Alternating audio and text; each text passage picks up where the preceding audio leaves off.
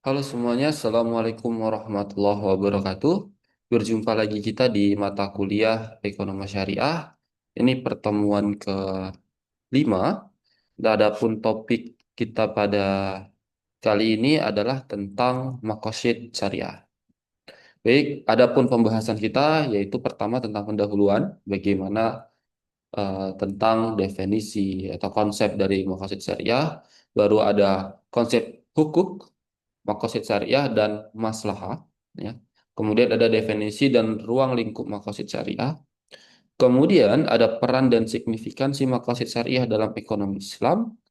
Selanjutnya ada penerapan makosid syariah dalam kegiatan ekonomi Islam. Ada tantangan dan isu kontemporer. Dan yang terakhir ada perbandingan konsep makosid syariah dari para pemikir Islam. Kita masuk pendahuluan. Jadi ada 3 poin penting sebenarnya tentang maqasid syariah ini, ya kan? Pertama adalah maqasid syariah itu diperlukan agar hukum Islam dapat diterapkan secara fleksibel dan relevan dengan perkembangan zaman termasuk dalam isu ekonomi, digital, dan teknologi finansial. Jadi sebenarnya maqasid syariah itu, ya, dia merupakan sebuah jalan tengah atau jalan lurus untuk memahami teks.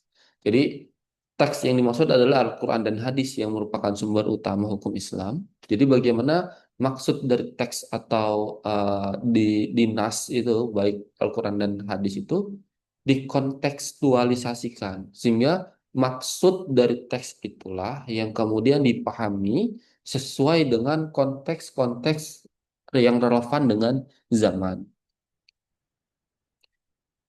Lalu yang kedua ada pendekatan problematik modern. Tanpa makosid, hukum Islam cenderung tekstual dan non-kontekstual, sehingga sulit diterapkan dan menghadapi tantangan era modern. Kenapa? Karena memang kan eh, kehidupan berkembang. Ya, dulu zaman Nabi, zaman Rasul tidak ada kendaraan. Sorry, tidak ada mobil, tidak ada uh, motor, tidak ada pesawat, tidak ada kereta api. Yang ada kan kendaraannya hanya berupa makhluk hidup seperti unta, kuda, gitu, keledai, begitu. Nah, kemudian zaman juga berkembang, teknologi informasi juga berkembang. Ada telepon, kemudian ada telepon seluler, handphone, kemudian ada internet, sampai sekarang kita masuk pada eranya AI. Artinya, zaman yang berkembang ini mengakibatkan pola hidup itu juga berubah. Ada aktivitas-aktivitas yang juga berubah. Nah, agama yang mengatur segala aktivitas dalam perspektif benar dan salah, halal dan haram, pasti akan mencakup seluruh aktivitas itu. Nah, dalam konteks mata kuliah kan kita akan fokus kepada ekonominya, ya kan? Artinya adalah aktivitas dalam dalam skup ekonomi yang mana nanti akan kita pilih dan kita telah mana yang sesuai dengan syariat Islam dan mana yang tidak, mana yang halal dan mana yang haram. Nah, itu maksudnya dari yang poin nomor 2. Selanjutnya yang nomor 3 itu ada contoh penerapan fleksibilitas. Larangan riba sejak era klasik diterapkan pada bunga bank di era modern sekaligus menjadi dasar inovasi produk keuangan syariah. Artinya begini, kan zaman itu, zaman dikeluarkannya hukum larangan riba, belum ada bank. Iya, belum ada bank. Jadi kan konsepnya orang hutang ke orang yang lain, tidak pada institusi. Nah, atau institusinya bukan yang khusus memang bergerak pada aspek simpan pinjam. Nah, tapi konsep riba ini ternyata bisa digunakan atau diterapkan dalam konsep bunga bank. Maka lahirlah konsep bank syariah yang tidak mengadopsi bunga bank tadi. Nah, selanjutnya apa sih urgensi maksud syariah? Yang pertama tentu sebagai pedoman keadilan. Jadi maksud itu mengarahkan syariah untuk mendatangkan kemaslahatan dan mencegah kemungkaran. Artinya, tetap berpegang teguh kepada Al-Quran dan Sunnah. Namun makosid syariah menjadi jalan lurusnya, jalan tengahnya terkait dengan aktivitas-aktivitas manusia yang tidak tertulis secara eksplisit pada teks atau nas. Ya. Kemudian yang kedua ada relevansi antara teks dan konteks seperti yang saya sudah jelaskan. Kemudian ada sebagai landasan hukum publik, ya. Makosid berfungsi sebagai dasar penyusunan regulasi ekonomi seperti zakat, retribusi kekayaan dan larangan monopoli untuk melindungi rakyat. Oke, kemudian hubungan antara syariah, makosid dan ekonomi. Nah, jadi pertama itu kalau kita konsepkan ya, syariah itu sebagai aturan ilahinya, nasnya. Jadi syariah berfungsi sebagai sumber hukum yang mengatur aspek halal dan haram, ya kan, kewajiban dan larangan yang bersumber dari Al-Quran, hadis, ijma dan kias. Ijma dan kiasnya sumber-sumber hukum Islam yang lain. Oke, kemudian yang kedua ada makosid sebagai tujuan syariahnya. Jadi yang paling atas itu ada syariahnya, nah makosid ini di tengahnya sebagai tujuan syariahnya. Nah, mencerminkan hikmah. Hikmah itu kan pembelajaran, maksud atau tujuan di balik hukum Islam yang bertujuan untuk menjaga agama, jiwa, akal, keturunan dan harta. Nah, jadi dari sini kita bisa ada 5 ya yang dijaga yaitu agama, kemudian ada jiwa, ada akal, ada keturunan dan ada harta. Ada 5 hal ini yang ada 5 aspek ini yang akan dijaga dengan konsep makosid syariah. Nah, kemudian makosid syariah ini menjadi dasar atau landasan bagi para ulama untuk berijtihad dalam merumuskan hukum baru yang relevan dengan konteks pada masanya. Ya. Contoh misal kalau yang terbaru itu eh, pinjol atau keuangan digital, ya kan? Nah, bagaimana hukumnya? Kan itu belum ada, perlu dibentuk hukum yang baru. Nah, para ulama bisa berijtihad, nanti keluarannya fatwa kan. Nah, dalam proses ijtihad itu bisa menggunakan konsep makosid syariah ini. Nah, ekonomi Islam sebagai implementasinya. Nah, makanya tadi kenapa saya bilang makosid syariah di tengah? Karena memang ada syariah dan ada implementasi yang akan dihubungkan itu. Nah, ekonomi syariah tadi kan sebagai implementasi ya. Dia penerapan makosid dalam aktivitas nyata. Seperti larangan riba menjadi dasar munculnya murabahah dan musyarakah. Murabahah dan musyarakah ini adalah akad-akad yang digunakan oleh bank syariah ya, dalam dalam proses bisnisnya. Ada akad yang lain seperti salam, istisna, ijarah. Ada akad-akad yang lain. Mungkin nanti akan kita bahas secara spesifik pada topik bank syariah. Kemudian ada zakat sebagai instrumen keadilan dan distribusi awal, ada wakaf juga sebagai pondasi dalam membangun perekonomian. Oke, kita masuk ke part 2, yaitu konsep hukuk, maqasid syariah dan maslahah. Oke, hukuk itu adalah hak, ya. Jadi ada hak Tuhan dan manusia, ada signifikansi dalam ekonomi dan contoh aplikasi praktisnya nih akan kita bahas di sini. Oke, pertama hak Tuhan dan manusia. Islam menguraikan hak-hak Tuhan seperti ibadah wajib, ya kan, larangan riba, sementara hak asasi manusia mencakup hak ekonomi seperti transaksi yang adil dan upah yang layak. Oke, kedua hal ini mendukung dalam membangun kehidupan yang seimbang. Maksudnya begini, haknya Allah itu ya manusia memenuhi kewajibannya, kan ya? Ya kan, meninggalkan yang haram, melakukan yang halal, ya kan, melakukan kewajiban-kewajiban seperti seorang muslim. Nah, itu kan haknya Allah. Kemudian hak manusia itu sendiri kan dalam dalam kalau kita kerucutkan dalam aspek ekonomi itu kan dia bertahan hidup kan. Nah, tapi kemudian bagaimana manusia itu bisa mempertahankan hidupnya? Ya, tidak dengan menzolimi orang lain. Artinya transaksi atau usaha yang dilakukan itu tidak merugikan pihak manapun. Malah sebenarnya dalam hukum Islam itu dalam konsep syariah itu adalah orang yang paling baik adalah orang yang bermanfaat bagi orang lain. Artinya ketika kita dalam proses mempertahankan hidup kita ternyata juga bermanfaat bagi orang lain, nah itu sebenarnya konsep ideal dari ekonomi syariah itu sendiri. Oke, kemudian kalau terkait dengan signifikansi dalam ekonomi, ya ada aturan tentang hukuk Allah memastikan bahwa sistemnya sesuai dengan syariah. Sementara hukuk al-ibad mengatur hak-hak individu seperti hak milik dan perlindungan konsumen. Jadi Islam juga mengatur ya tentang adanya kepemilikan. Seperti pertemuan sebelumnya sudah kita jelaskan apa saja kepemilikan itu, yaitu ada kepemilikan individu, kepemilikan sosial, kepemilikan Allah, dan kemudian ada kepemilikan negara. Silahkan dilihat ulang videonya. Nah, apa sih contoh aplikasi praktisnya? Jadi jual beli menunjukkan dua lapisan perlindungan di mana transaksi sesuai dengan syariah dan adil tanpa penipuan. Ya, seperti saya bilang tadi. Jadi kita melaksanakan pekerjaan yang halal ya dalam proses kegiatan ekonomi tadi ya tidak merugikan orang lain yang saya maksud itu seperti dalam contohnya ya penipuan, ya kan, melakukan monopoli, ya kan, kemudian uh, terdapat unsur riba, maisir dan goror kan gitu ya. Tidak boleh ada gitu ya konsep itu. Seperti video-video sebelumnya yang sudah saya jelaskan tentang konsep maghrib, maisir, goror dan riba. Selanjutnya makosid syariah sebagai tujuan syariah yang sudah di-spill di awal tadi. Jadi ada 5 kebutuhan dasar manusia, yaitu agama, jiwa, akal, keturunan, dan harta. Ya kan?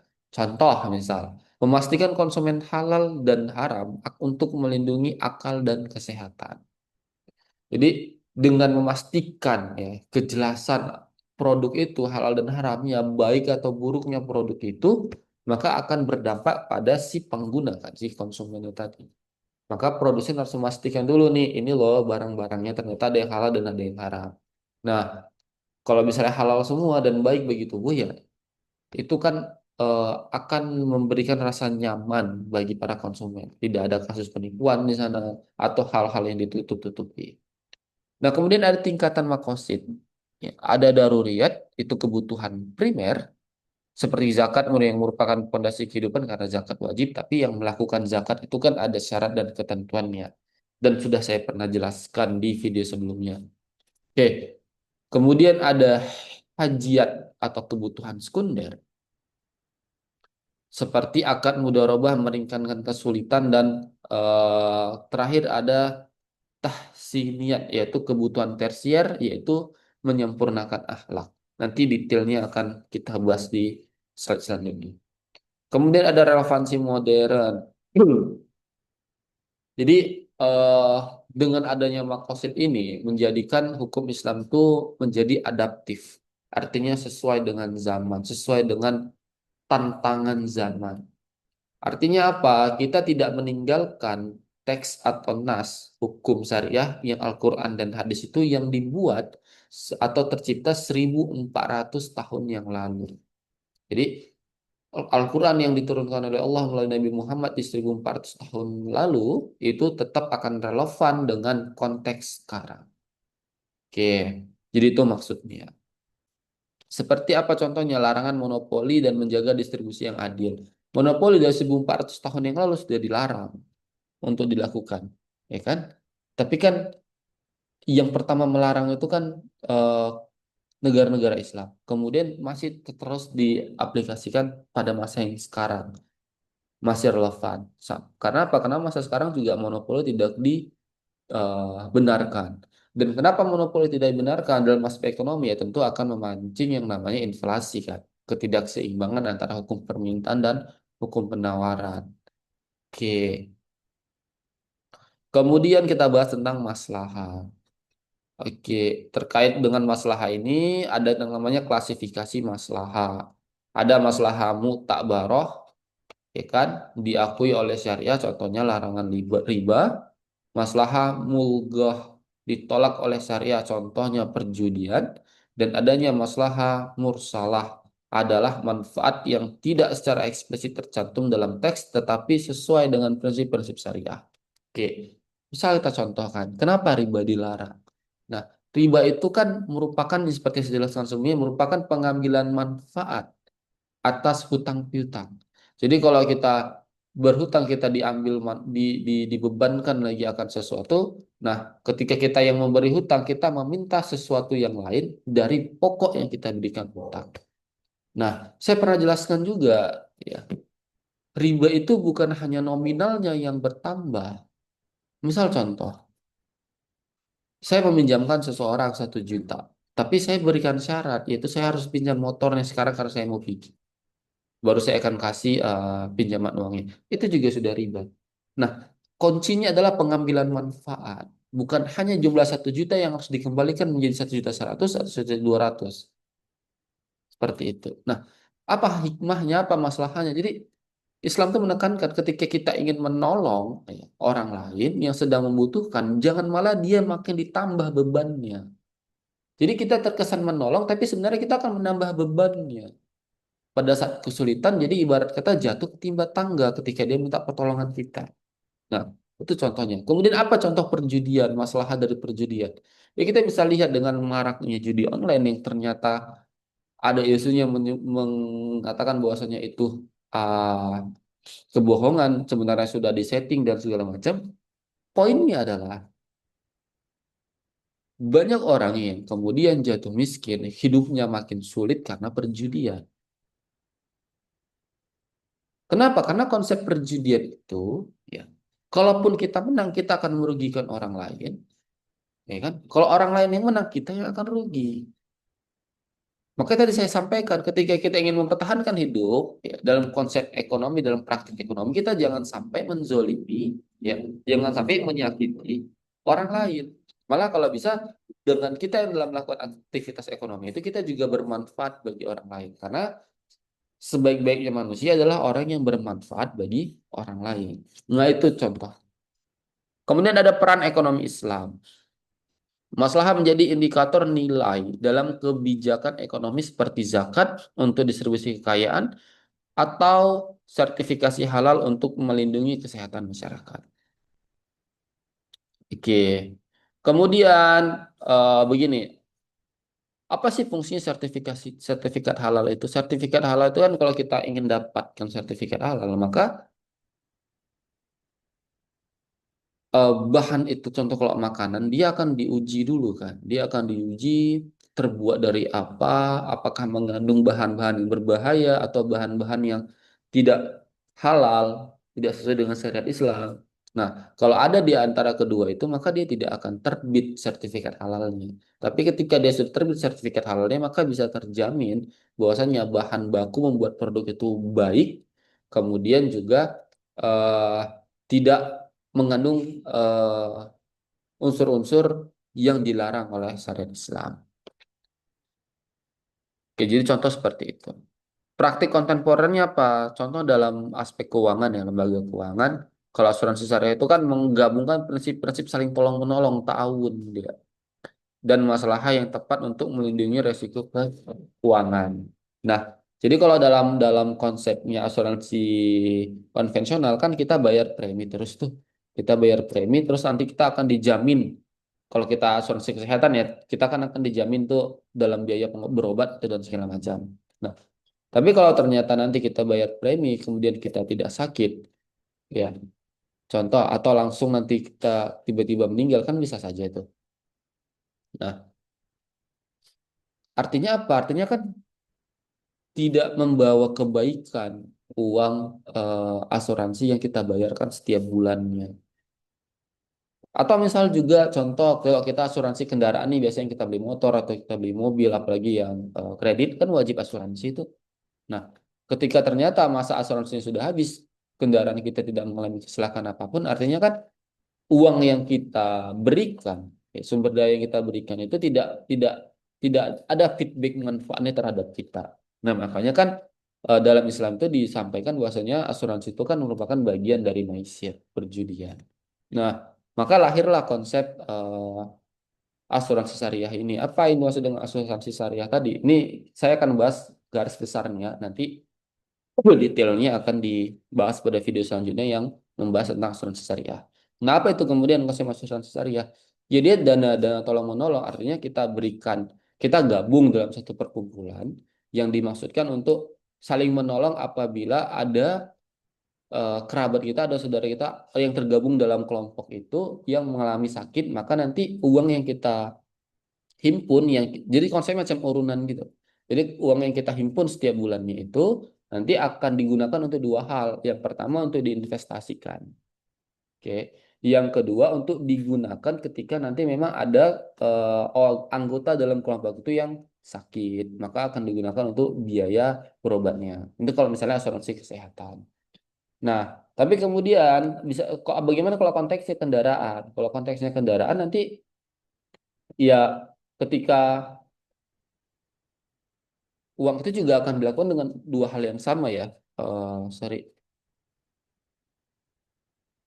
Nah, pertama untuk diinvestasikan, yang kedua ya untuk digunakan apabila nanti ada terdapat anggota di dalam kelompok itu yang mengalami kecelakaan dan sebagainya.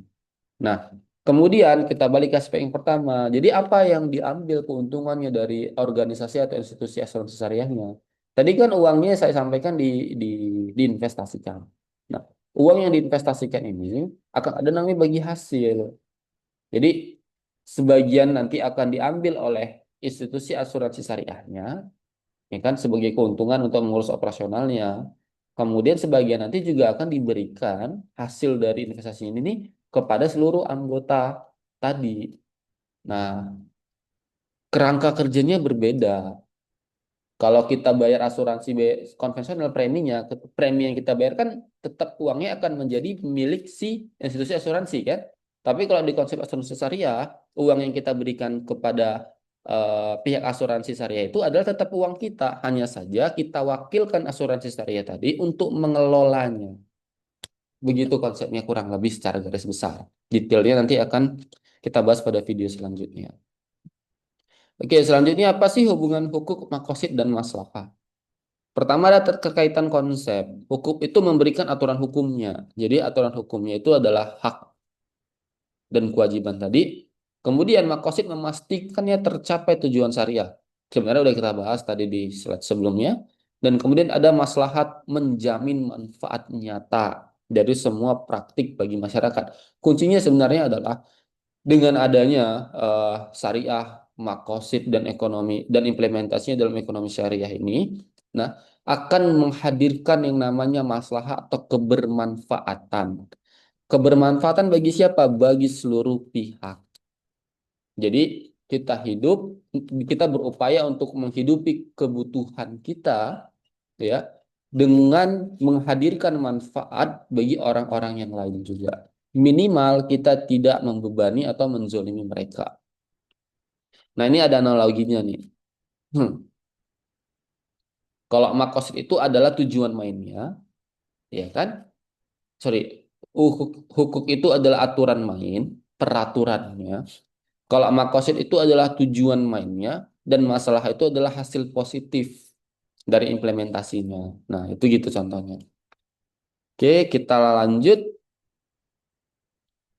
Kita masuk part 3 ada definisi dan ruang lingkup makosid syariah. Nah, ini kita baru masuk ke definisinya. Harusnya kita bahas di awal tadi ya definisinya ya. Oke, ini ada beberapa pemikir terkenal ya, tersohor, pemikir-pemikir Islam tersohor. Yang pertama menurut Al-Ghazali, maksud syariah itu berfungsi untuk menjaga 5 kebutuhan dasar tadi, agama, jiwa, akal, keturunan, dan harta sebagai inti dari setiap aturan hukum Islam. Kalau Imam As-Shatibi itu menekankan hikmah syariah dalam mewujudkan kemaslahatan dengan fokus pada tujuan praktis dari setiap ketentuan hukum. Jadi eh, maksud itu sebenarnya ingin mencari tujuan atau maksud dari hukum yang ada itu. Kenapa? Karena mungkin praktiknya akan berbeda-beda sesuai dengan zaman, tapi kan tujuannya sama, seperti riba tadi. Nah, riba yang awalnya dari orang per orang, kemudian kan berganti, ada yang namanya orang ke institusi yang bank syariah. Tapi kan kemudian berganti lagi secara digital, yang pinjaman peer to peer itu. Nah, Jadi kan sebenarnya kan tujuannya itu yang dimaksudkan di sini. Nah, ada juga dari Ibnu Asyur, nanti silahkan dibaca slide-nya saya akan berikan.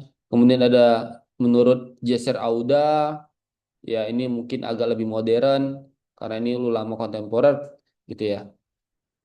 Nah, kita masuk ke ruang lingkup maksud syariah. Ada tiga, yaitu ibadah, muamalah. Sorry, ada enam sebenarnya. Ada ibadah, muamalah, dan munakahat.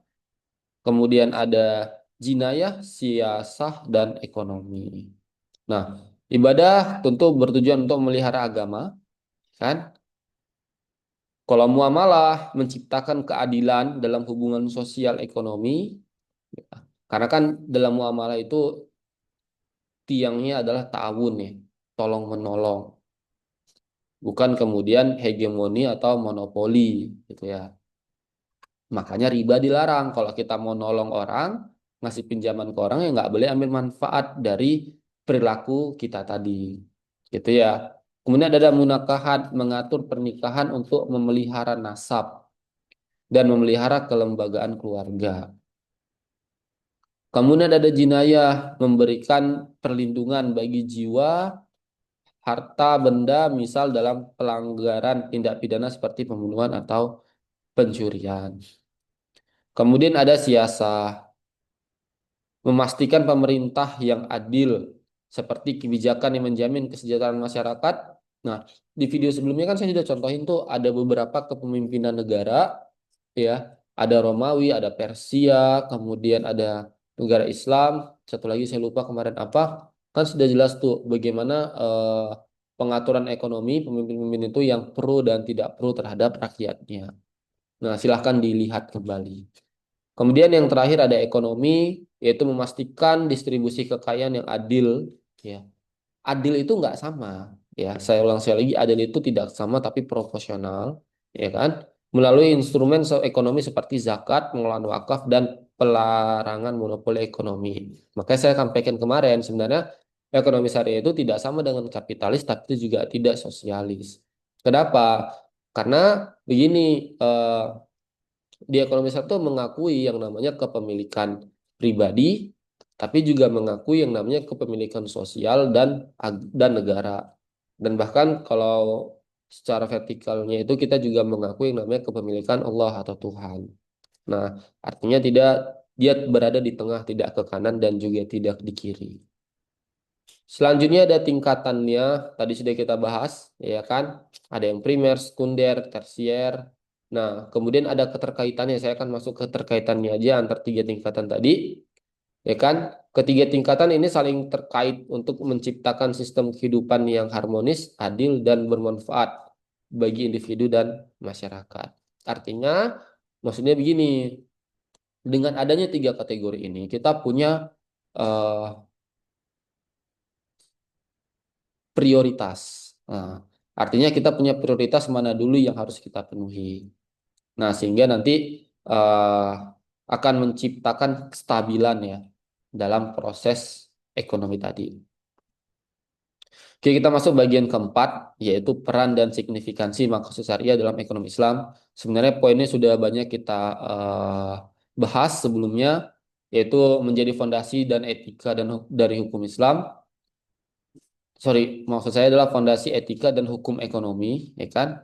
Nah, mematuhi kepatuhan terhadap syariah. Ini saya pointernya aja karena tadi kan detailnya udah saya jelasin nih.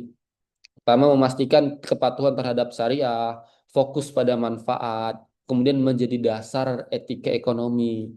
Nah, kalau kita masuk nih kepada etikanya mungkin tadi yang belum kita singgung adalah selain mengejar efisiensi dan keuntungan, maka syariah juga mendorong ekonomi mengutamakan keadilan sosial dan tanggung jawab moral. Artinya apa? Keadilan sosial itu ya bagilah CSR-nya secara adil, bayarlah pajaknya sebagaimana mestinya. Kemudian ada zakat perusahaan dan ada zakat pribadi juga. Kalau tanggung jawabnya apa? Itu kan merupakan tanggung jawab juga kan. Tapi tanggung jawab kan juga ada dua. Ya pertama terhadap eh, manusianya, orang di sekitar pabrik juga ada ya lingkungannya. Maka kan sebenarnya konsep ini juga relevan dengan konsep SDGs tadi.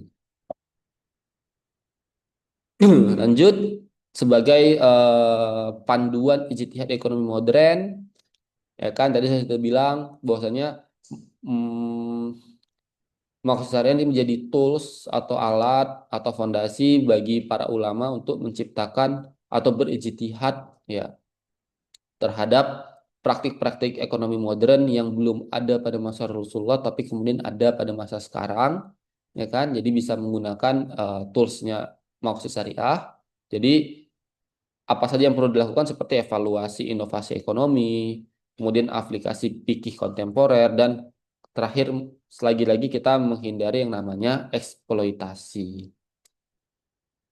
Kemudian juga menjamin keadilan sosial dan distribusi kekayaan. Berulang kali ini sudah kita bahas memang karena ini merupakan salah satu dasar atau prinsip ekonomi syariah itu sendiri, mengatur distribusi kekayaan, tanggung jawab kolektif, kemudian ada yang namanya prinsip keseimbangan. Nah, kalau mengatur distribusi kekayaan ya tentu tendangan dengan zakat, infak dan sedekah. Udah berkali-kali juga kita bahas, tapi kalau tentu tanggung jawab kolektif ini mungkin ada korelasi. Eh, Teman-teman bisa bahas satu pertemuan satu video sebelum ini nih. Jadi saya ada khusus bahas soal hubungan antara individu negara, tuh kan.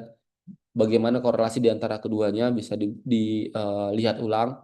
Bagaimana negara dan individu berperan dalam memastikan terpenuhnya kebutuhan masyarakat miskin. Jadi bukan hanya negara ya yang berkewajiban untuk melakukan itu, tapi juga individu. Kenapa? Karena bisa jadi individunya yang kemudian juga culas, curang, mengakibatkan juga negara mengalami kerugian atau mengajak negara atau pejabat negara untuk berkolusi, ya kan, korupsi dan sebagainya gitu ya. Kemudian juga ada kewajiban individu sebagai muzaki ya atau sebagai muslim juga untuk memberikan sebagian hartanya kepada masyarakat miskin karena dalam Islam itu sebagian dari hartamu itu adalah milik orang lain.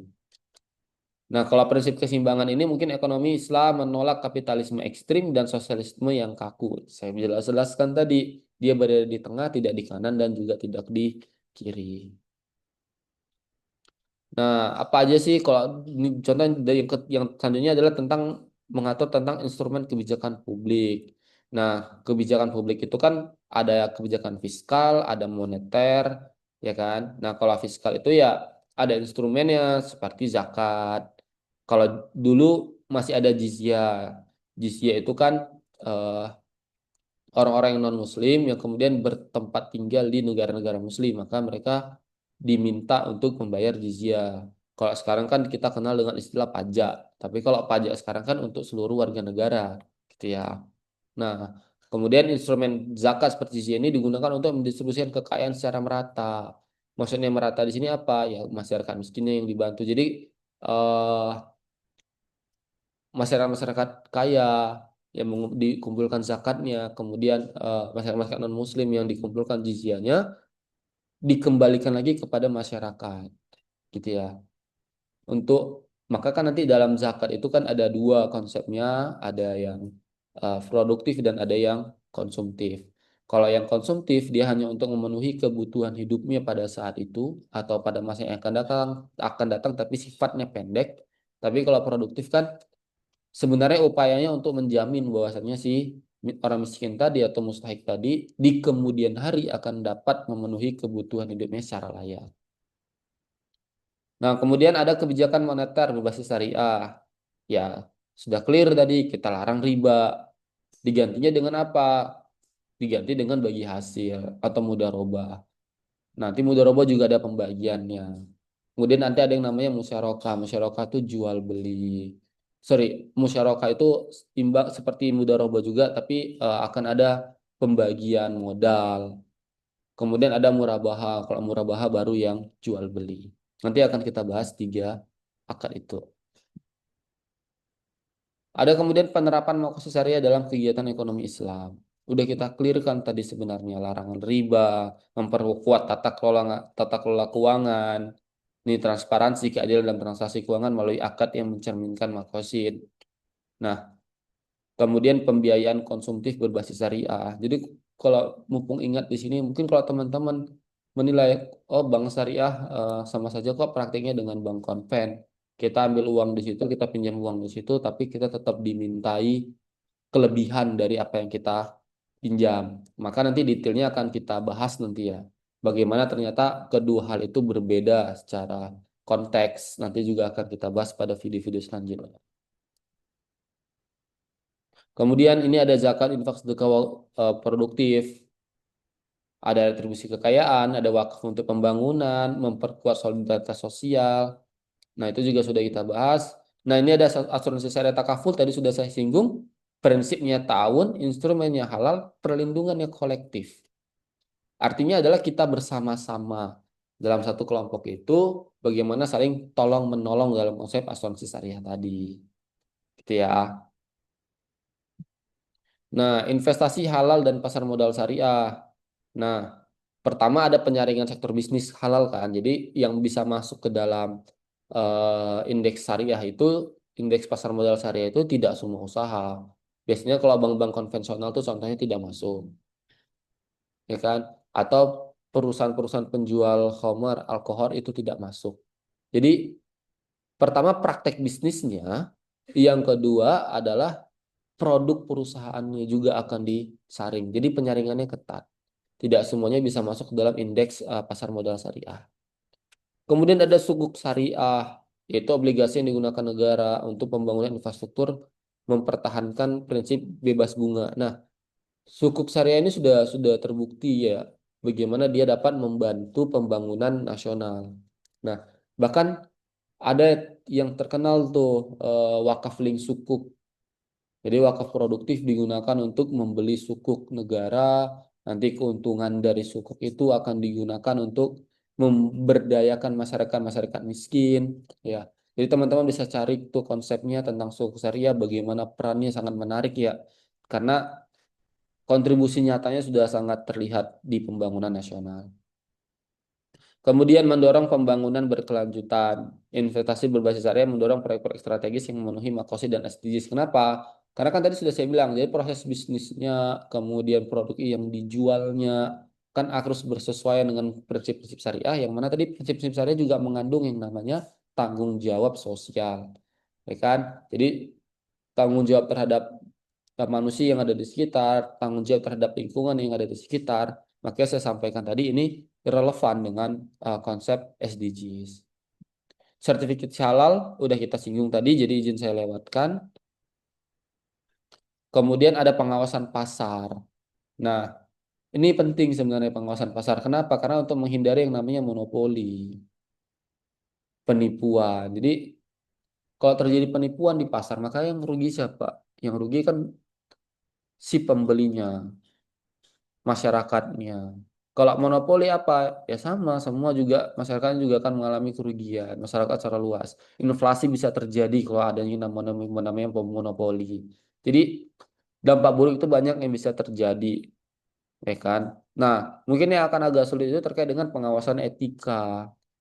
Apalagi di negara pluralisme seperti Indonesia ini yang banyak hak, banyak suku, ya, banyak ras, agama yang tidak bisa disamakan semua kan gitu ya. Jadi mungkin butuh effort yang lebih tinggi. Tapi kan kuncinya tetap sama, yaitu dalam bertransaksi tidak boleh merugikan orang lain, gitu ya. Kemudian ini ada tantangan dan isu kontemporernya. Nah, tantangan yang pertama itu adalah literasi dan kesadaran masyarakat rendah. Ya, jadi masih jadi tantangan sebenarnya bagaimana masyarakat itu terliterasi, teredukasi tentang ekonomi syariah. Ya, sebagaimana kita ketahui memang kan masyarakat Indonesia ini mayoritas 80% lebih, 85 atau 89. Itu kan Islam. Tapi kok kenapa ya bank-bank konvensional masih banyak, bank-bank syariah malah redup? Yaitu tadi terkait dengan literasi dan kesadaran masyarakat yang masih rendah.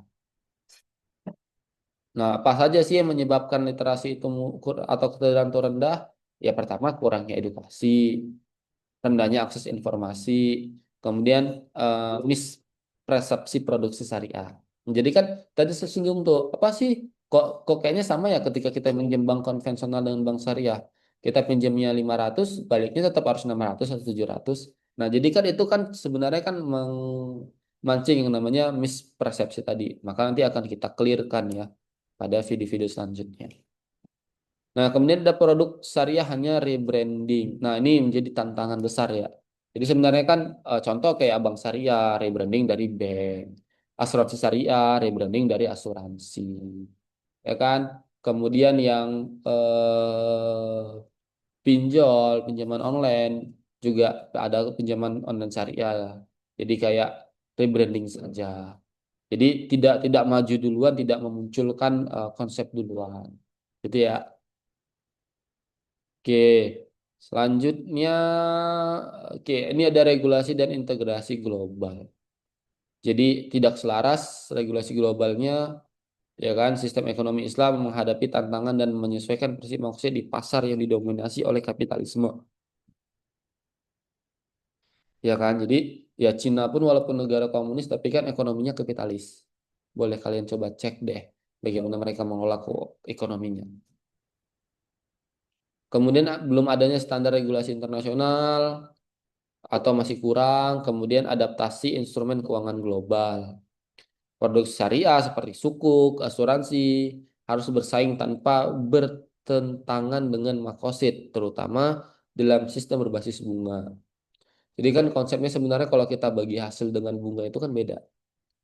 Contoh, kalau kita bagi hasil, maka seharusnya, seyogyanya, nominal yang akan kita peroleh ya ke depan itu belum jelas. Tergantung dari hasil usaha. Dan yang namanya bagi hasil, kalau hasilnya rugi ya harusnya bisa dibagi dong. Jadi bukan untungnya aja yang dibagi, tapi ruginya juga dibagi. Maka artinya apa? Resikonya semakin besar. Tapi apakah kemudian kesempatan mengambil keuntungan semakin besar? Iya besar juga. Karena kan semakin besar pendapatan usaha yang kita danai, contoh, maka keuntungan yang kita peroleh kan juga akan semakin besar pula, begitu. Tapi ada kemungkinan ketika perusahaan yang kita danai atau usaha yang kita danai itu mengalami kerugian, dana yang kita berikan itu ya juga rugi kan, berkurang. Nah, tapi kalau bunga kan tidak. Kalau bunga kan kita pinjamin dia nggak mau tahu dia rugi, mau dia untung ya dia harus balikan lebih kan. Kalau tidak ya agunannya kita jual. Artinya ada kepastian dalam konsep bunga yang lebih aman, yang lebih nyaman, yang lebih pasti. Ya kalau orang sekarang kan lebih suka yang pasti-pasti aja ya. Nah, itu mungkin yang menjadi tantangan terbesar sebenarnya juga. Kemudian ada kesenjangan sosial ekonomi, ketimpangan distribusi manfaat, minimnya keberpihakan kepada UMKM, dan kemudian adanya eksklusivitas akses. Nah, yang dua di atas sudah kita bahas, mungkin yang ketiga ini ada eksklusivitas akses itu banyak fasilitas ekonomi syariah seperti pembiayaan atau investasi yang hanya tersedia untuk kalangan elit ekonomi. Nah, terus ada yang namanya digitalisasi dan teknologi, ya, tantangan menjadi salah satu tantangan juga. Yang pertama pemanfaatan fintech ya harus sesuai dengan syariah, resiko dari digitalisasi, ya kan. Kemudian adanya potensi teknologi untuk keadilan ya, resiko digitalisasi mau nggak mau kita harus ikut, kan gitu ya. Nggak boleh kita tidak ikut, kita akan ketinggalan kalau kita tidak ikut. Maka kan perlu untuk melakukan beberapa penyesuaian. Contoh seperti blockchain, cryptocurrency, kemudian pasar-pasar yang lainnya kan ya. Yang kemudian itu bisa jadi tentang bertentangan dengan maksud syariah. Apa contohnya misal cryptocurrency itu kan mata uang kripto kan. Nah, kalau mata uang itu diperjualbelikan kan nggak boleh. Dalam Islam tuh uang itu nggak boleh dijualbelikan karena uang adalah alat tukar. Nah, contohnya seperti itu. Potensi teknologi untuk keadilan, ada platform e-commerce syariah dapat menjadi alat untuk meningkatkan distribusi yang adil dan memberdayakan UMKM. Oke, ini ada dualisme sistem ekonomi, konflik antara prinsip syariah dan kapitalisme, ya kan? Marginalisasi ekonomi syariah dan kemudian ada tantangan membuat makosid arus utama. Oke, konflik antara prinsip syariah dan kapitalisme dulu nih. Ada dualisme menyebabkan dominasi sistem konvensional yang sebetulnya selaras dengan yang tidak sepenuhnya selaras dengan makosid syariah. Konsep kapitalisme itu kan ya mengkapitalisasi kan ya. Dia dia mau keluarnya modal dikit tapi dia ingin mendapatkan keuntungan yang banyak atau lebih kan gitu.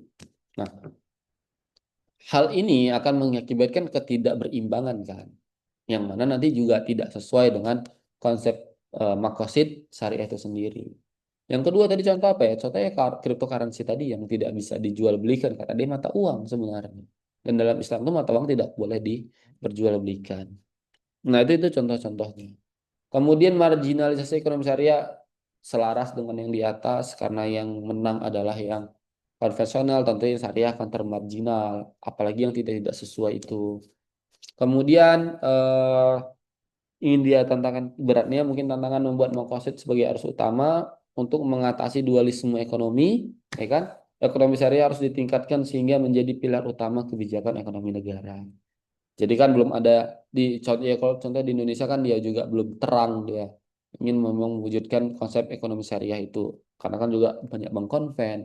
Tapi juga muncul sudah beberapa contoh undang-undang tentang zakat, ya kan, tentang wakaf link sukuk juga sudah ada. Ya perlahan tapi pasti, insya Allah. Ini dia eh, ini sebenarnya hanya perbandingan ya konsep Makosere dari beberapa para pemikir Islam. Ya, izin saya tidak jelaskan, jadi nanti teman-teman silahkan baca dan ini tugasnya ya. Silahkan baca dan kemudian pahami, buat tabelnya nanti di mana perbedaan dari eh, pemikiran dari ulama-ulama ini. Ada Al-Ghazali, Satibi, kemudian ada Ibnu Asyur, ada Yusuf Al-Qaradawi, ulama kontemporer, ada Jasir Auda. Oke, aneh juga udah ada tabelnya sih. Dan nanti tinggal teman-teman buat lebih bagus ya terkait dengan tabel-tabelnya yang merupakan nanti jadi bagian dari tugas teman-teman. Oke, mungkin ini ya video pertemuan kita untuk kali ini. Eh, Semoga bermanfaat. Saya akhiri. Assalamualaikum warahmatullahi wabarakatuh.